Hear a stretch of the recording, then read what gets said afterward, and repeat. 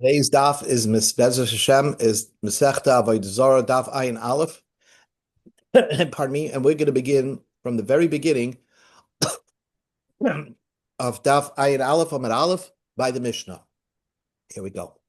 So by the Mishnah on daf Ayin Aleph, you know what? We're going to begin from the Mishnah. Pardon me, on daf Samach Ayin Amid Beis. Ayin Amid Beis by the Mishnah on the bottom.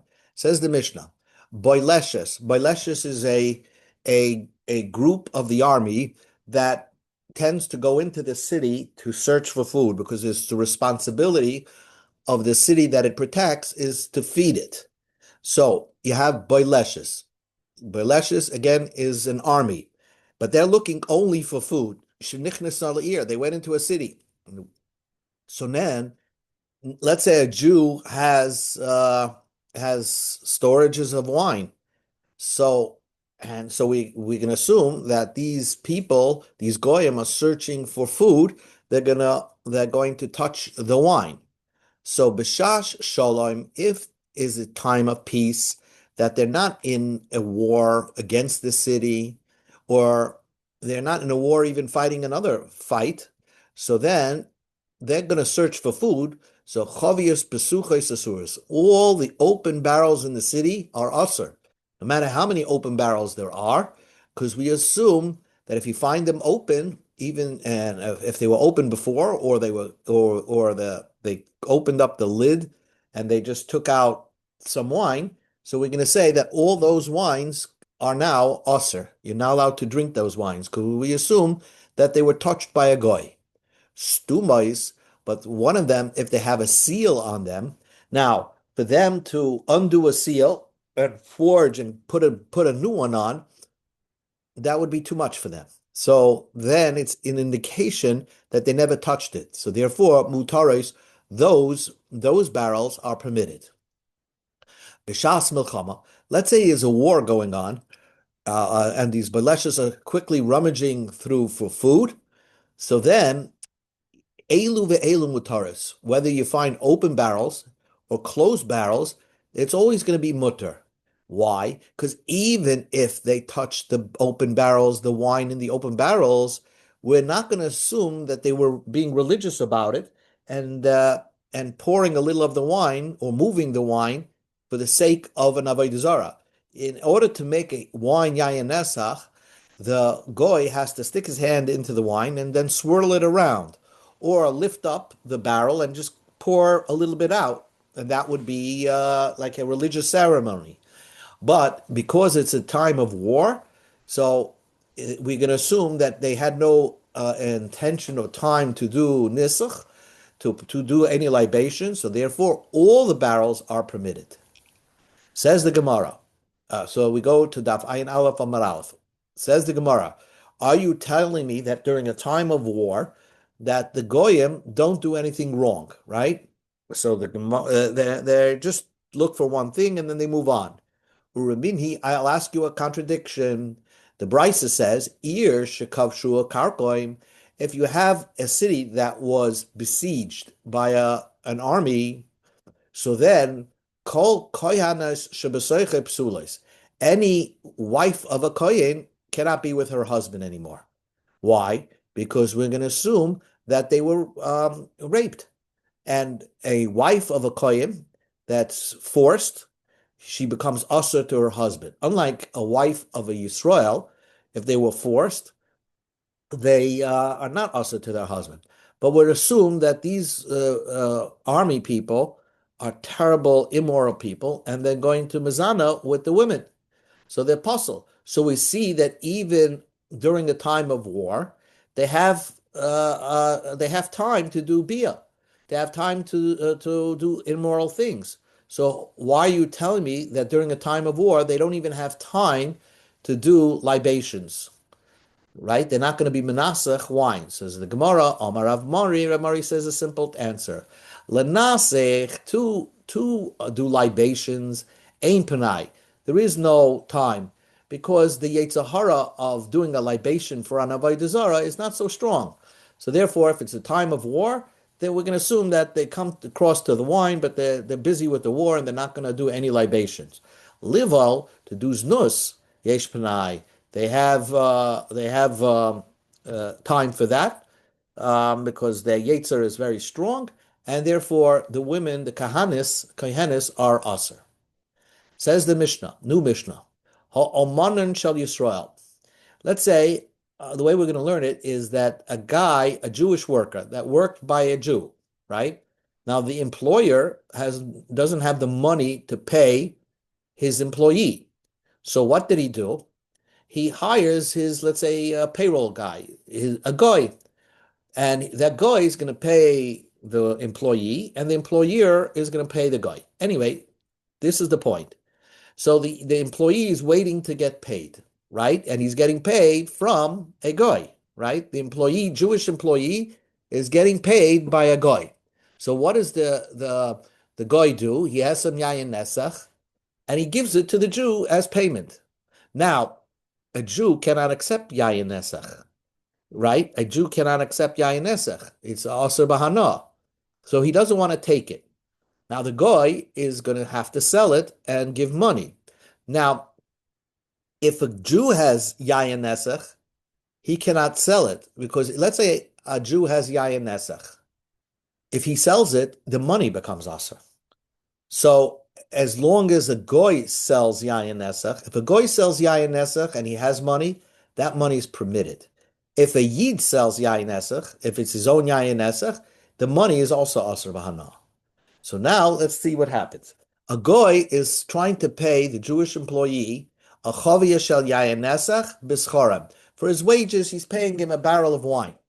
So mutter leimar. So before the Jew takes possession of that barrel of wine, he could say, "Ten lono es domel. I want you to pay me money. Don't give me wine. I can't accept that payment in wine." Even though the goy is going to have to sell it, the Jew has not violated anything. The goy is going to sell it, and the Jew will get the money. It's permitted. But if the Jew took possession of the wine, right, and then says, "Oh, by the way, I can't take it anymore. Can you exchange it now for money?" So now it became Jewish wine, Jewish yayin nesach. So a Jew cannot sell the yayin nesach, and therefore, aser, it would be prohibitive to tell the guy, "Oh, now give me money," because then the money will become aser because it was Jewish yayin nesach. Says the Gemara, Amar Rabbi Yehuda Amar Rav. Rabbi Yehuda said in the name of Rav, Mutar la'adam loyme l'goy. A man is permitted to say to a guy, now, a Jew is permitted to say to a guy, say v'hafis alay manas lemelech. You know, there's certain taxes belonging to the king, right? They used to give 10% of their produce to the king. So the Jew says to the guy, listen, I know I'm supposed to give my 10% to the king, so you just pay with whatever you're going to pay on my behalf.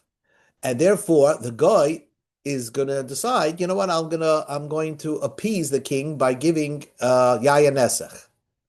So therefore, he's permitted to say that. Now, you could argue and say, listen, who is this guy paying on behalf of? He's paying on behalf of the Jew, and the Jew is benefiting from yayin nesach.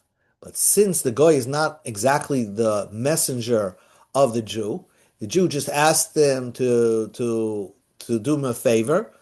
So therefore, if the guy decides to pay the king with yayin nesach, we don't consider it as if the Yid had benefit from yayin nesach. Says the Gemara, Meisvei, I'll ask you a question.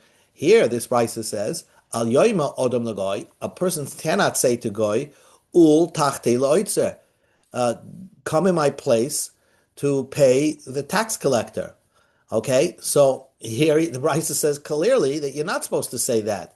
So how could Rabbi Yehuda Amar Rav argue on this Brisa?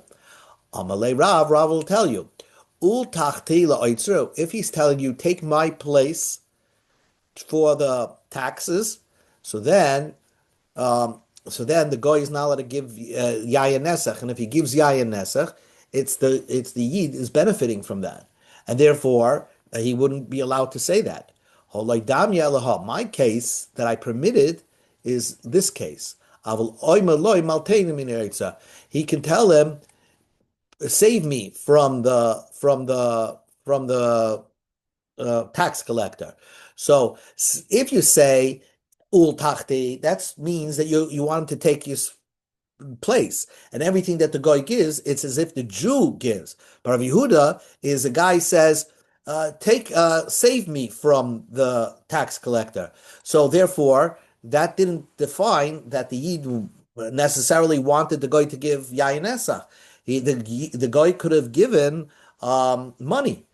Therefore, if the guy ended up giving wine, he's not considered the messenger of the Yid.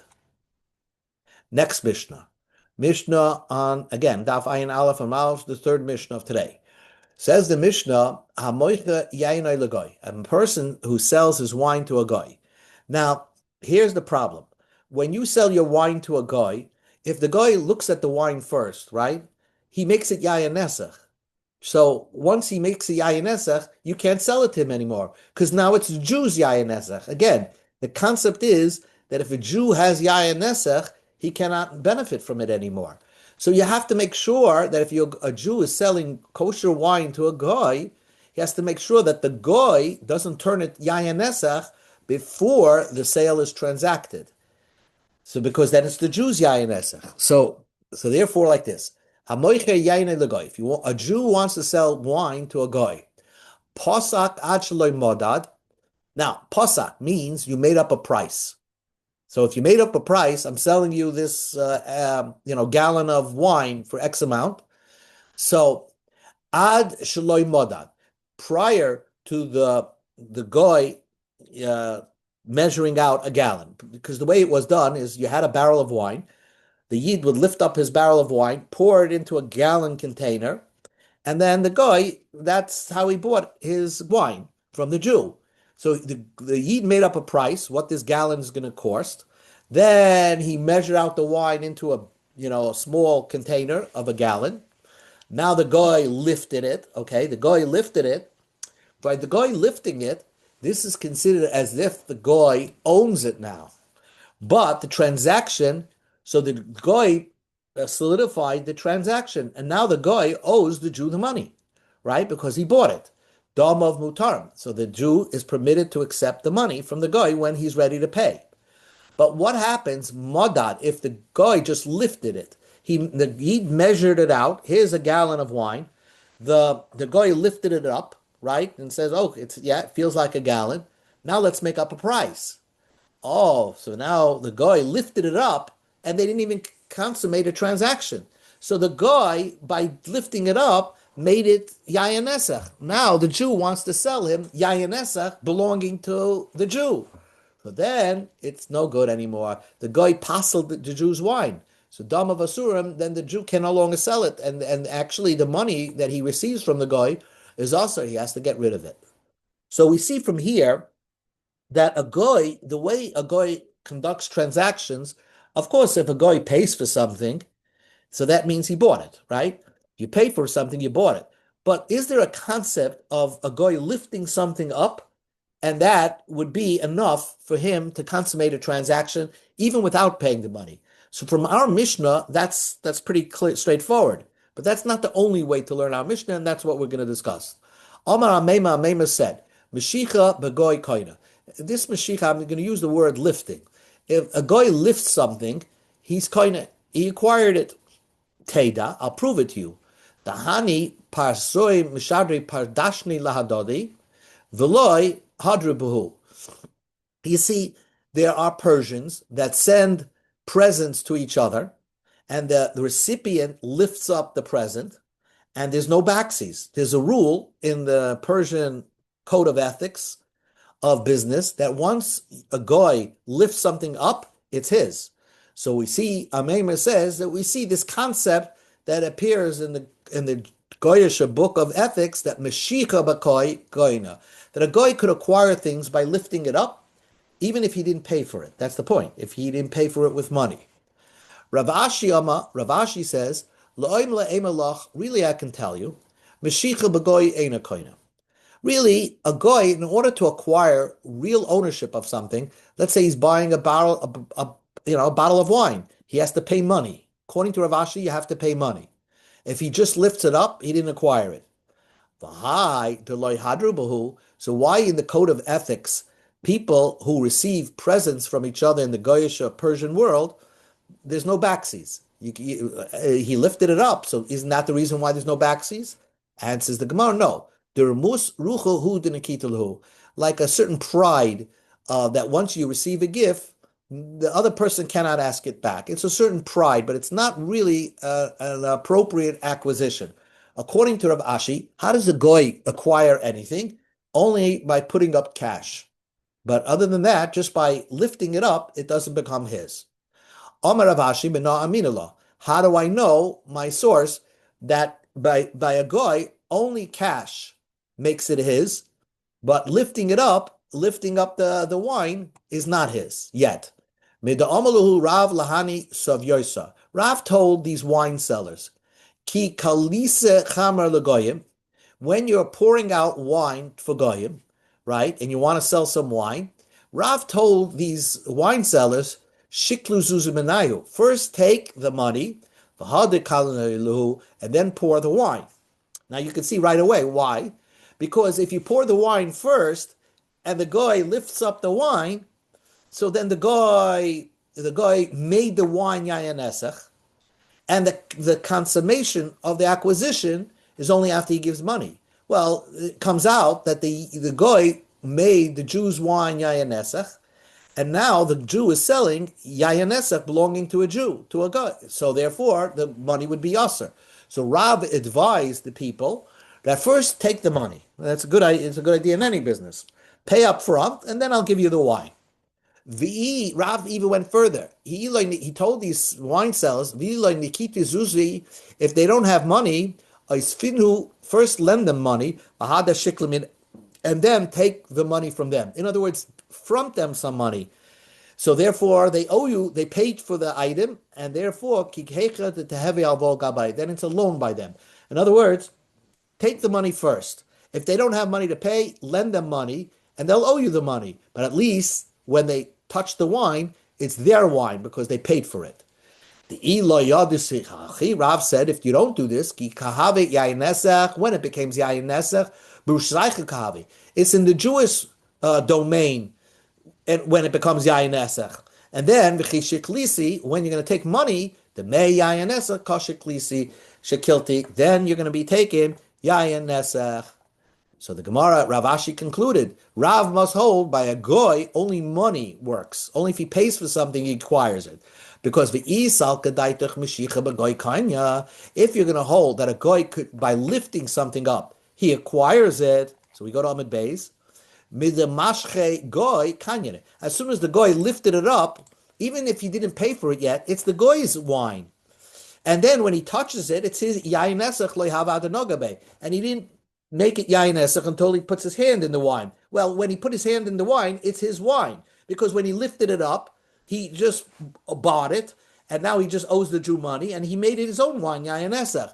So what's the problem? It must be that Rav holds, Mashiach doesn't work by a guy. Lifting something up does not work by a guy. Says the Gemara, not so. If the problem was nothing to do with nothing to do with what you're thinking, why Rav asa the wine? If the Yid was pouring it into his own gallon jugs, so then there would not have been a problem, because as soon as the guy lifts it up, and if the Yid poured it from the barrel into a gallon jug, the guy lifts it up, it's his.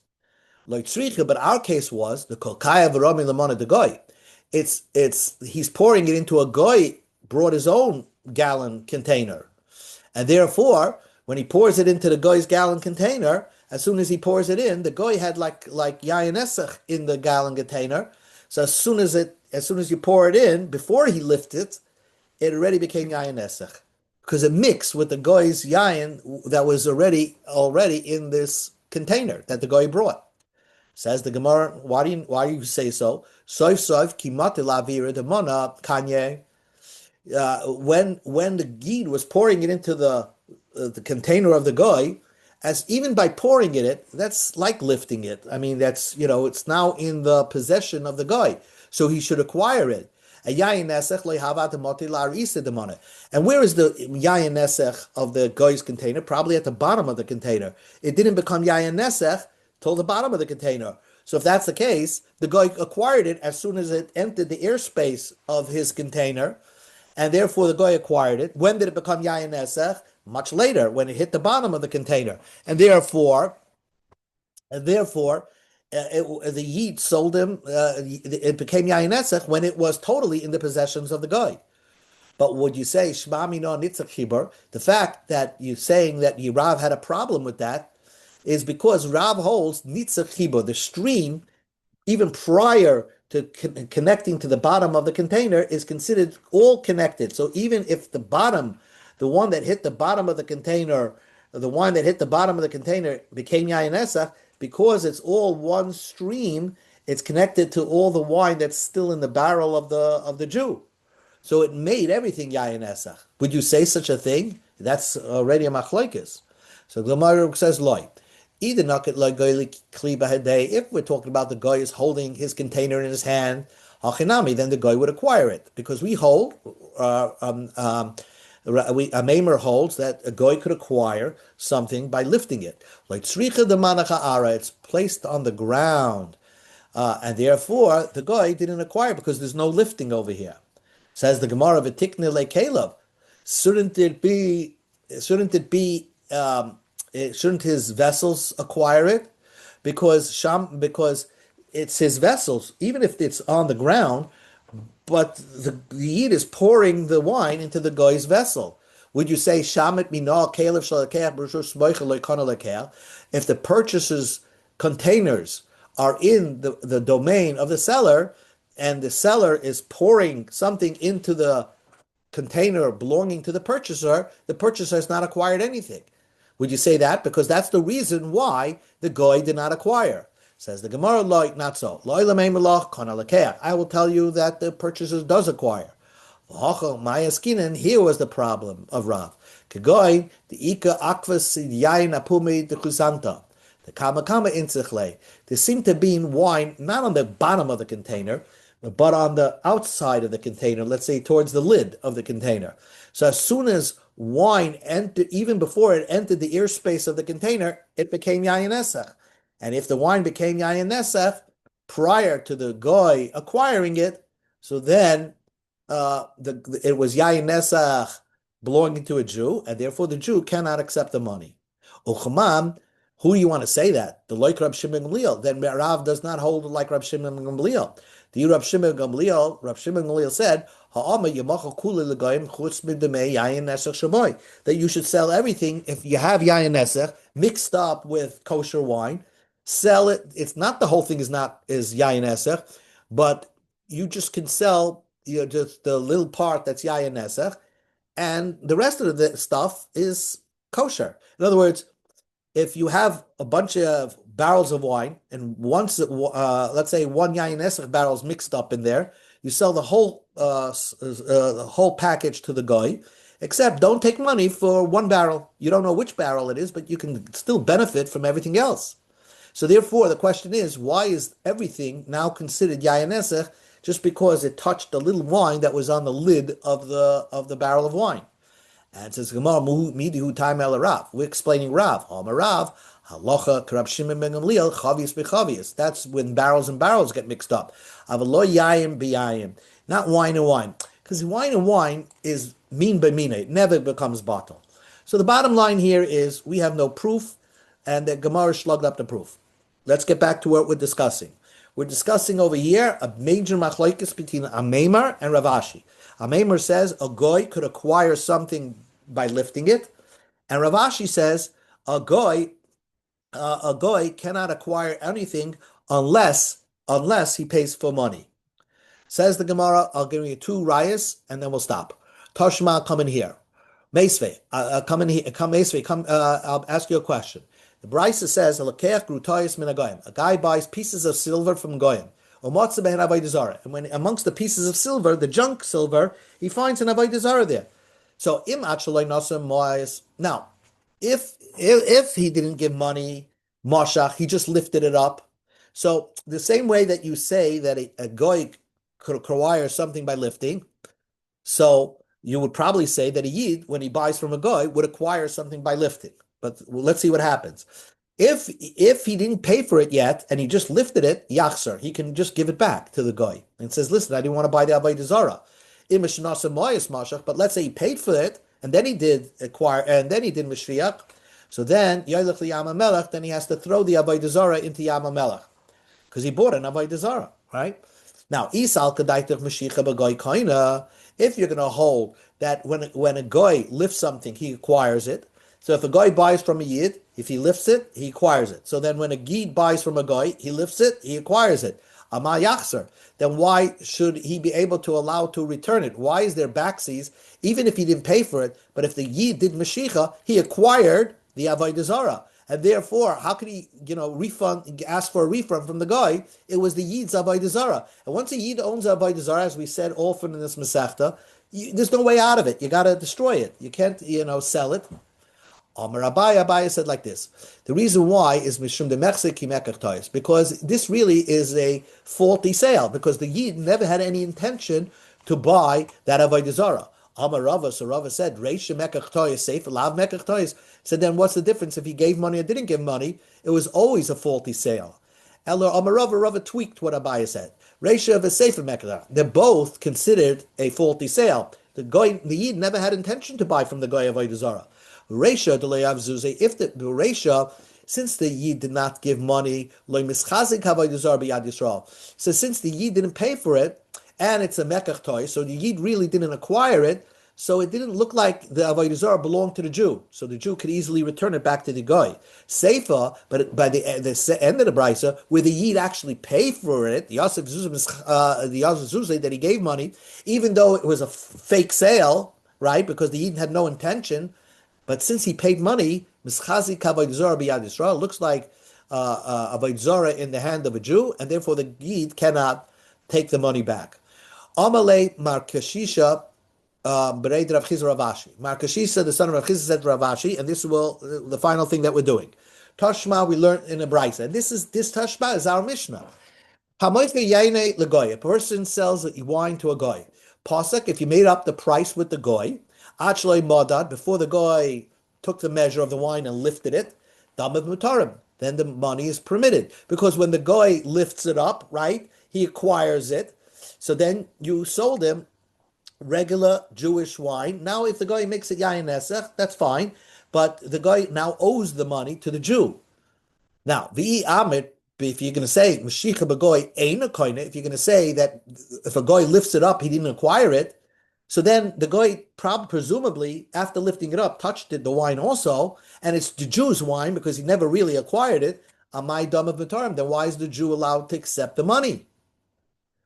And says the Gemara, and Rav Ashi is going to learn the aktim leidinar, that the goy gave him a large bill to pay, and now he already paid for it. In other words, he already paid for it.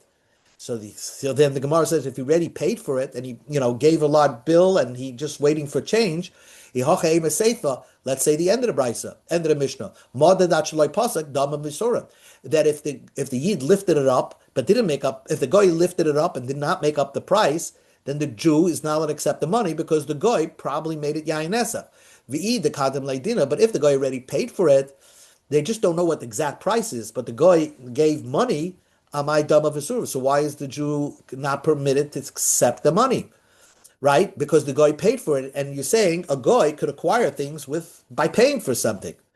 Amalei olididach. So Rav Ashi said to Amem, olididach to Amr Mashicha b'goy koina. If you're going to say that a lifting by a goy makes him acquire, amai reisha damav mutarim v'seifa damav asurim, then why you have to answer that question yourself. That by the end of the Mishnah, the guy is also doing Mashiach. He doesn't know the price, but he did Mashiach. He lifted it up. Pasek, if you made up a price, samchadaiti, when he lifts it up, he knows he wants to acquire it because he knows what he's paying for it. Like pasek, but if he didn't make up a price, like samchadaiti, the guy didn't want to acquire it, even if he lifts it up, and therefore he makes your yayin nesach, and now you're going to make up a price with him. So then he made it yayin nesach. It's as if the Jew is selling him yayin nesach. So therefore, so concludes the Gemara. Rav Ashi says the didinami. I'll explain the Mishnah this way.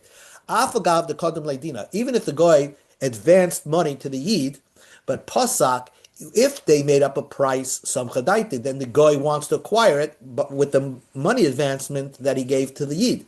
Loy Pasak, but if they don't have a price, Loy Sam Chadaite, he's not confident that he wants the sale to go through. So therefore, he never acquired it. So again, like the Mishnah says, you made the Jews wine, yayin nesach, and now the Jew cannot sell it anymore to the guy.